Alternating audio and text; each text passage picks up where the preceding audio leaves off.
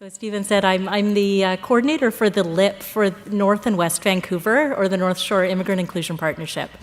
I'm going to present about a project that we have been running for 2 years. We're just about to start it again, called the Inclusive Inquiry Conversations Project.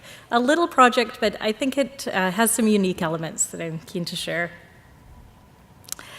So the North Shore, those of you who are familiar with the North Shore in Vancouver, if you're in downtown Vancouver looking north, there are 3 municipalities that make up the North Shore: West Vancouver, District of North Vancouver, and the City of North Vancouver. They're relatively affluent municipalities, or very affluent municipalities. Average home prices in this area is between about 1.7 million for a home in North Vancouver, about 3 million now for a home in West Vancouver, so quite affluent places. And the areas have really been going through quite a lot of demographic change, really rapid demographic change over the last 10 years. So in 2006, the foreign-born population, particularly in West Vancouver, was 36.7%. That's gone up to 44.6% in the recent census. So quite a lot of new immigrants arriving in the area, and definitely communities that are dealing with this rapid change for the first time, really, whereas other cities like Vancouver proper went through this years ago. 80% of the newcomers that come to the North Shore are economic class immigrants. A lot of skilled workers, a lot of business investors. Interestingly, quite a large chunk of people come through the Quebec Investor Program and immediately come to the North Shore buying homes. And it's quite significant. If anybody from Quebec is interested in doing a focus group with Quebec investors, they're all living on that hillside. About 500 out of about 4,000 clients who access settlement services on the North Shore, about 500 have come through the Quebec Investor Program. Community preoccupations. This is a bunch of first world problems, I would say, but lots of concern about traffic congestion on the North Shore.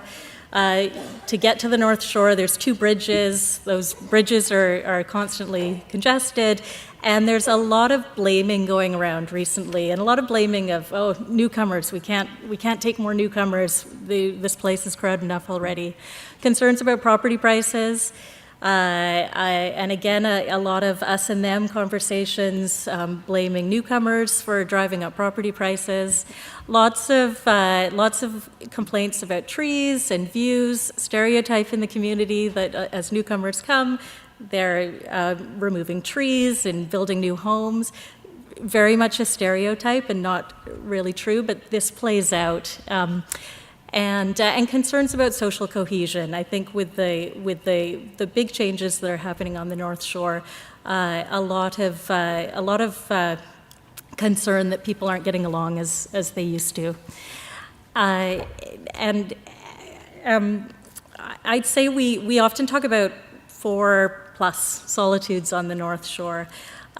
Interestingly, we have 2 large First Nations. The Squamish First Nation has 2 reserves on the North Shore with about 3,000 people. The Tsleil-Waututh First Nation as well has a big reserve area. We have a long-term, primarily Caucasian resident population, kind of act like they own the place, and a fairly long-term established Iranian population that is continuing to grow with new immigration, and then a relatively more new Chinese population, a lot of immigration from mainland China right now. So I think the issues are, with affluent communities, there's, a lot of these places, a lot of the properties, tall hedges, long driveways, a lot of people kind of griping about each other behind their hedges and up their driveways.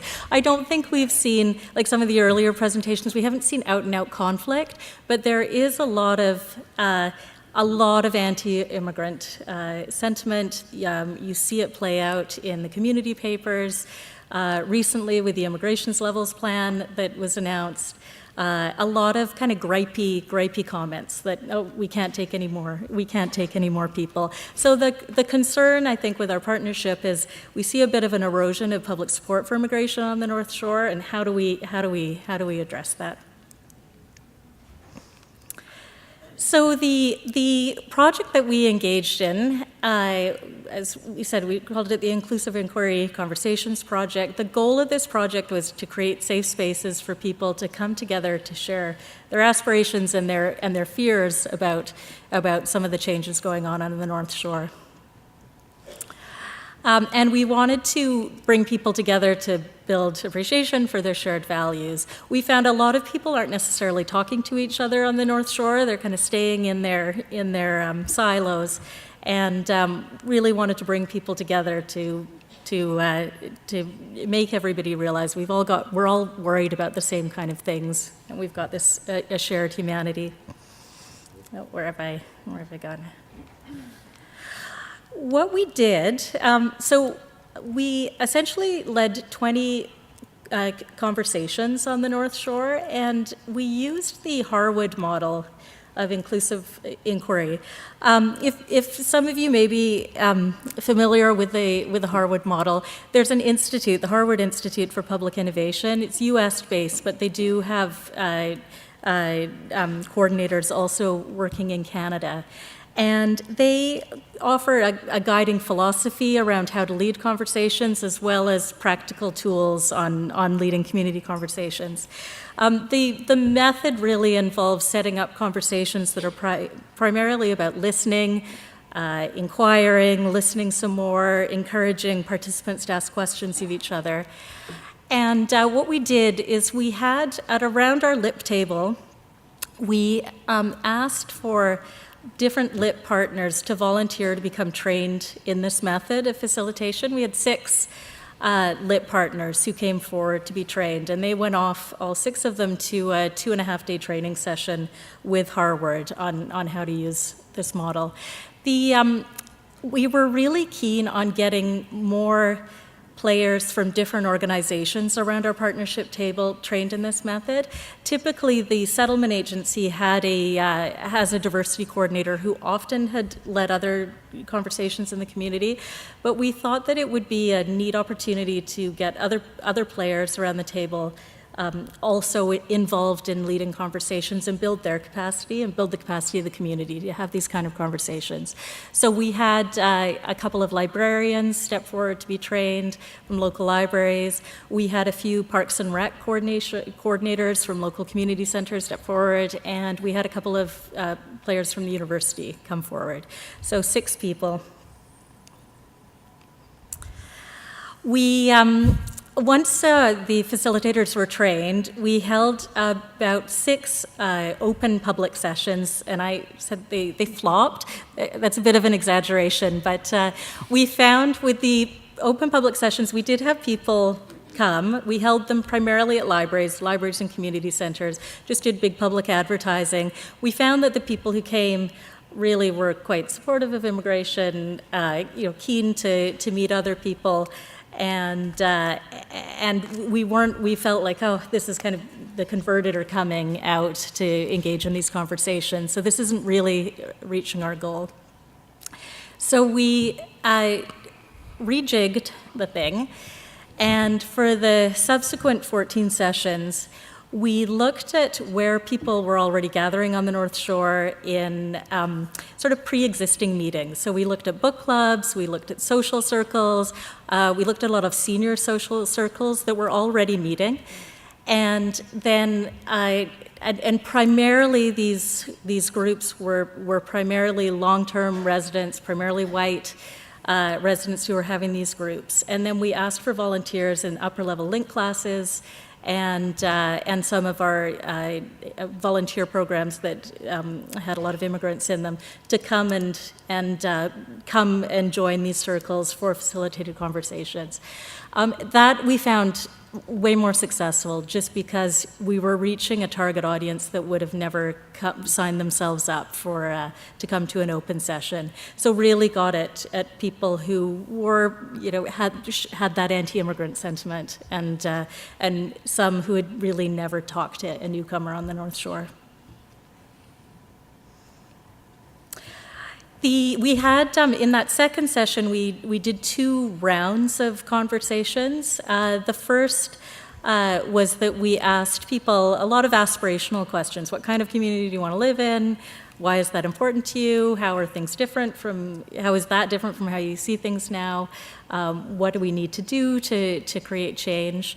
And so, really, I think the outcomes of those conversations was everybody found that they had a lot in common. The newcomers that were coming had just very similar goals to the long-term residents. We then did a second round where we focused on friendship across cultures, and the facilitators led groups in these questions on did people have friends across cultures, how did it come about, why is it important to you, where do they see their place in trying to foster more friendships across cultures on the North Shore. So I think probably with all these conversation projects we're talking about, same kind of things happened in our dialogues, lots of transformative moments among participants. So I didn't realize people from country X felt that way too. A lot of shared common ground that was established. The facilitator said that they were amazed as they created safe spaces for dialogues. People really kind of took the opportunity to really have quite deep conversations with each other. And got into quite deep topics and learned, and a lot of stereotypes sort of broken in those conversations. We really heard from the facilitators that it significantly deepened their understanding of inclusion issues. So as I had mentioned before, we had sort of facilitators from mainstream organizations, and they came away from that project really with a much deeper understanding of what was going on in the community, and more comfort in talking about it. And I think another key outcome was the amount of trust that was built between participants in the conversations, as well as between the partners who facilitated the conversations. Those 6 facilitators really have become quite a formidable team. They felt that it was quite an emotional experience to go through, and as a result have really strengthened their own partnerships and are keenly working together on a next round of conversations. Okay, yeah, I'm there. What we did at the end of the project, at the end of that first 20 conversations, is we held a big public celebration event in North Vancouver called Weaving Our Humanity. And what we did is we took, particularly from the second session where we had talked about friendships across cultures, we approached some of the participants who had really shared quite neat stories during their smaller group discussions, and asked them if they'd feel comfortable coming and sharing at a public event.